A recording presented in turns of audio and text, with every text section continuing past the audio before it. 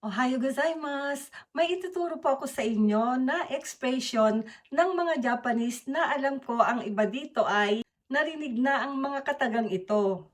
Kagaya ng eto, ano.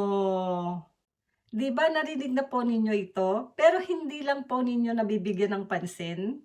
Ang mga expression po na ito kagaya ng ano, eto, yan po ay isang tao na nagsasalita o nagpapaliwanag na iniisip pa niya ang susunod niyang sasabihin.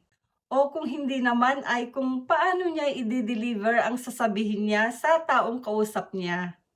Lagyan po natin ng halimbawa, panoorin po natin 'to.